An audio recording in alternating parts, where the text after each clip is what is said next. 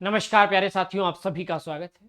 RRB NTPC CBT 1 का exam जैसा कि आप देख रहे हैं, जिसमें आपका ग्रेजुएट लेवल का भी एग्जाम चल रहा है। उपस्थिति बहुत कम देखने को मिल रही है, तो कंपटीशन कैसा रहेगा इस बार, ये भी हम विद प्रूफ के साथ बताने वाले हैं।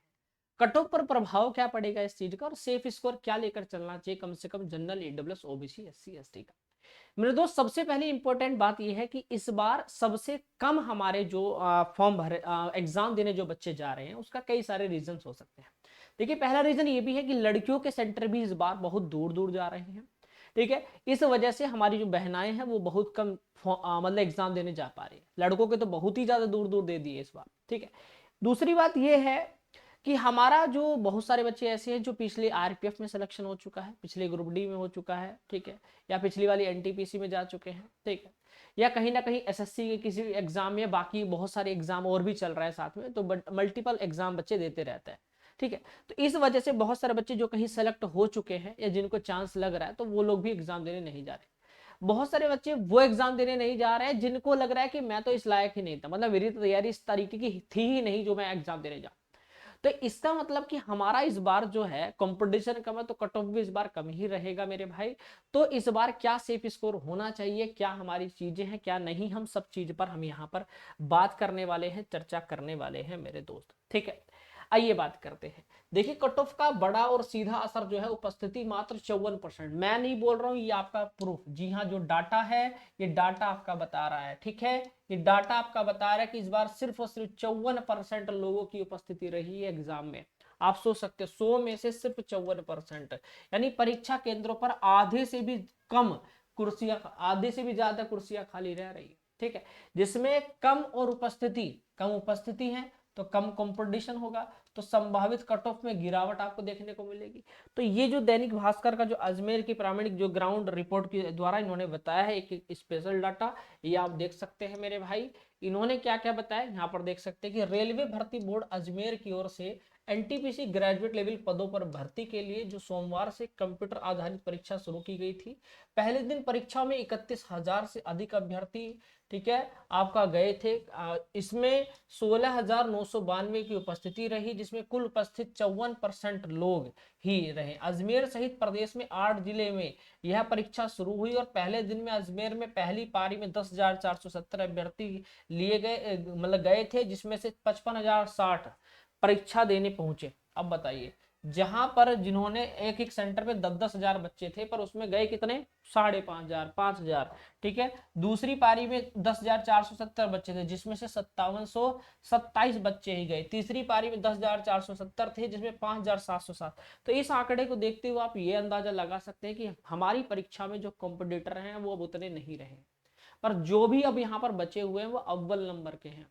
ठीक है, ये घिसे पिटे बच्चे नहीं है, जिनको लग रहा था कि कहीं या तो कोई ना कहीं सेलेक्ट हो चुका है, यह बच्चा वो बैठा है कि जिसने इस एग्जाम में क्या है, अगर बढ़िया तैयारी नहीं थी वो भी नहीं एग्जाम देने आया, तो इस एग्जाम को वो देने आया जिसका टारगेट पूरा फिक्स था कि इस बार सिलेक्शन लेकर रहे हैं।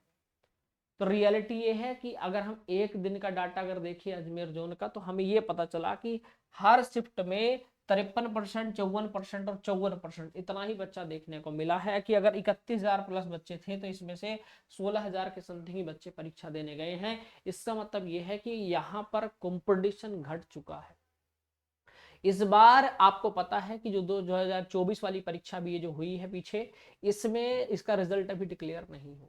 ठीक है, तो मेरे भाई अब ये 2025 वाली परीक्षा की हम बात कर रहे हैं, तो जो 25 वाली वैकेंसीज का जो हमारा ये एग्जाम चल रहा है, जो 25 वाली वैकेंसीज का जो ये हमारा एग्जाम चल रहा है मेरे दोस्त, मैं इसमें अगर मैं साफ साफ बात करूं तो आपका एग्जाम टफ आ रहा है, उम्मीद से ज्यादा टफ आ रहा है, जिस वजह से बच्चा पूरा स्कोर कर ही नहीं पाएगा। तो यानी कि जो बच्चे का स्कोर रहेगा वो 60, 62, 65, 67, 68, मैक्सिमम मैक्सिमम 70 कर पाएगा। ठीक है, इतना कठिन आ रहा है। एक दो बच्चे हैं कि सर मैंने 80 कर लिया है, पर मुझे लगता है कि मेरे गलत बहुत ज्यादा है, क्योंकि वहां पर डिफिकल्टी लेवल फेस करने को पड़ रही है ना। अब यहाँ पर छात्र परीक्षा जो छोड़ रहे हैं, उसके कई सारे मैंने आपको फैक्टर बताया कि घर से सेंटर दूर होने के कारण कई छात्र, ज्यादातर लड़कियां जो है परीक्षा छोड़ रही हैं। लड़कों के लिए भी ज्यादा यात्रा और खर्च में बड़ी बाधा बन रहा है। अन्य नौकरी से भी बिल्कुल भाई फॉर्म भरने, भाई फॉर्म तो पहले ही लोग भर देते हैं, पर परीक्षा की तिथि के बीच में बहुत सारे बच्चे मेधावी छात्र कहीं अन्य परीक्षाओं में चयन हो जाता है ना, तो वो वहां पर चले गए। दूसरा, ज्वाइनिंग लेटर प्राप्त कर चुके छात्र यह परीक्षा देने नहीं आ रहे, जिनको ज्वाइनिंग लेटर भी मिल गया। तो कहने का मतलब कई सारे कारण है। तो छात्रों का जो इस बार सेफ स्कोर रहेगा वो 70 से 80 के बीच रहेगा। इस बार जो सेफ स्कोर रहेगा 70 से 80 के बीच रहेगा, अगर आप जनरल कैटेगरी से आते हो मेरे भाई। ध्यान देने वाली बात यह है कि अब अपडेटेड में मतलब 2 से 4 प्रश्नों की गलतियां, नेगेटिव मार्किंग भी शामिल हो सकती है, तो अंततः वास्तविकता जो स्कोर वो कम ही रहेगा, इस बात का ध्यान रखना। तो परीक्षा देकर निकलते समय गंभीर जो छात्र हैं उनका औसत जो अपडेट है वो 70 से 80 के बीच में ही है। तो यानी कि अगर मैं कहूं कि आप सेफ कितने में हो मेरे भाई, तो बच्चा ज्यादातर 70 से 80 के बीच हर बच्चा अटेम्प्ट करके आ रहा है। तो अगर आपके रो स्कोर की बात करूं, जी हाँ साथियों, अगर मैं रो स्कोर की बात करूं, तो अगर आप 70-75 करके आए हैं सही, ठीक है, अगर आपका सही सही रो स्कोर 70 से 75 आ रहा है जनरल वाले बच्चों का, तो आप गोल्डन अपॉर्चुनिटी, आपके सिलेक्शन के पूरे चांस है। ओबीसी के 70 से 75, एससी के 65 से 70, एसटी के 60 से 65। अब बात यह है कि इनमें से कई शिफ्ट बहुत बहुत ही ज्यादा कठिन आई है, बहुत ही ज्यादा कठिन आई है, जिसमें बच्चा 65 या 67 ही स्कोर कर पाया है, ठीक है। तो मेरे भाई बहुत से ऐसे ही बच्चे जिनको 60 ही कर पाए। तो कैटेगरी के अकॉर्डिंग अगर देखा जाए तो मैं आपसे ये जरूर कहूंगा कि जिन बच्चों की शिफ्ट कठिन आई है वो एवरेज बहुत कम करके आए हो, तो दोस्त नॉर्मलाइजेशन के बाद 2, 5, 7, 10, 12 नंबर भी, यानी नॉर्मलाइजेशन के बाद 10-10 नंबर भी बढ़े हैं मेरे भाई, तो आपको चांस है कि आपके नंबर बढ़ सकते हैं। जिनके 60 हैं वो भी परेशान मत होना, क्योंकि जो कठिन शिफ्ट है उसमें नॉर्मलाइजेशन में नंबर बढ़ेंगे। पर बहुत सारी शिफ्ट ऐसा नहीं कि आसान नहीं आई है। मेरे 1-2 बच्चे हैं जिनको मैं बताया कि विकास भैया बहुत आसान पेपर आया है, तो ऐसी ऐसी भी शिफ्ट आई है जिसमें बच्चों ने 75-75, 80-80 मार्क्स भी किए, 80-85 भी किए हैं। आप सोचिए, जहां पर 85 बच्चा करके आ रहा है, मान लो उसके अगर रो स्कोर की बात करें 80 भी सही है, ठीक है, तो यहाँ पर भाई अब इनको बराबर इक्वलिटी कैसे मिलेगी इन दोनों को, तो इसलिए यहाँ पर नॉर्मलाइजेशन में 2, 3, 4, 5 नंबर घटने की संभावना भी रहेगी मेरे भाई। तो इसका मतलब ध्यान रखना, डिपेंड ये नहीं मत सोचना कि मेरे सर 60 ही आए हैं, 62 तो मैं यार फेल हो जाऊंगा क्या, नहीं मेरे भाई, डिपेंड करेगा आपका जिस दिन एग्जाम था वो शिफ्ट कैसी थी, ठीक है। तो बहुत सारे बच्चों के मन में एक मिथ है कि यार मैं जिस शिफ्ट में मैं जिसमें बैठा था मैंने किए 70 सही, और एक मेरा दोस्त था उसी ने उसमें 80 सही किए, है ना। और शिफ्ट क्या थी भाई, शिफ्ट कठिन थी, है ना, शिफ्ट कठिन थी। अगर मेरे भाई ध्यान रखना, अगर आपने 70 किए दूसरे ने 80, तो अगर आपके 2 मार्क्स बढ़ेंगे तो इसके भी 2 बढ़ेंगे। ऐसा नहीं कि आपने भाई आपने 90 में से आपने 90 क्वेश्चन किए, 90 में से आपके 70 से, उसने भी 90 किए इसके 10 से, आपको कोई मेरे ज्यादा गलत है तो मेरे घटेंगे, नहीं। ऐसा नहीं होता कि आपने आपने बहुत अच्छा स्कोर किया, मतलब आपने गुड अटेम्प्ट दिया तो आपके नंबर बढ़ेंगे, आपने बैड अटेम्प्ट दिया तो घटेंगे, ये फैक्टर नहीं होता, ये मिथ है मेरे भाई, ठीक है भाई। चलिए, तो बाकी देखिए ओबीसी की जो कट ऑफ है जनरल के समथिंग ही लगती है, और आजकल ईडब्ल्यूएस की भी बिल्कुल ओबीसी के टक्कर में लग रही है, क्योंकि भाई आपको पता है कि जितने भी बच्चे जनरल वाले हैं वो सब ईडब्ल्यूएस ज्यादातर बनवा ही लेते हैं, है ना, कोई कोई ही बचता है। तो कहने का मतलब अब जनरल में और ईडब्ल्यूएस में कोई अंतर नहीं रहा है, क्योंकि जनरल जितनी कट ऑफ ओबीसी की लगती थी, और ईडब्ल्यूएस भी अभी उस टक्कर में आ चुका है। तो कहने का मतलब है जो ओबीसी वाले बच्चे हैं, कई जोन में ओबीसी और जनरल की कट ऑफ जो है वो खासकर ज्यादा अंतर नहीं होता है, तो दोनों की लगभग समान होती है। और ईडब्ल्यूएस की कट ऑफ में भी जोन के अनुसार अगर देखें तो बदलाव देखने को मिल जाता है। सेफ स्कोर वही रेंज 60 से 70 ईडब्ल्यूएस में भी आप देखने को मिल जाएगा। कई जोन में तो 58 पर भी गिर जाती है, और बढ़ने को जाए तो 68 पे भी पहुंच जाती है। तो कहने का मतलब है ऑन एवरेज अगर लेकर चलना चाहते हो तो सेफ स्कोर 70 प्लस वाले जो बच्चे हैं वो बिल्कुल सेफ है, ठीक है। सीबीटी 2 की अगर आपका स्कोर 70 प्लस आ रहा है, आप रो स्कोर अगर आप देखिए, अगर रो स्कोर आपका 70 प्लस बैठ रहा है तो आप सीबीटी 2 के लिए तैयारी कर लेना मेरे भाई, मैं आपसे इतना कहूंगा। स्कोर कम है, स्कोर कम है विकास भैया, तो निराश नहीं होना, रेलवे के अन्य एग्जाम भी हैं, अन्य परीक्षाएं भी आ रही है, उन पर भी आप लोग फोकस कर सकते हैं।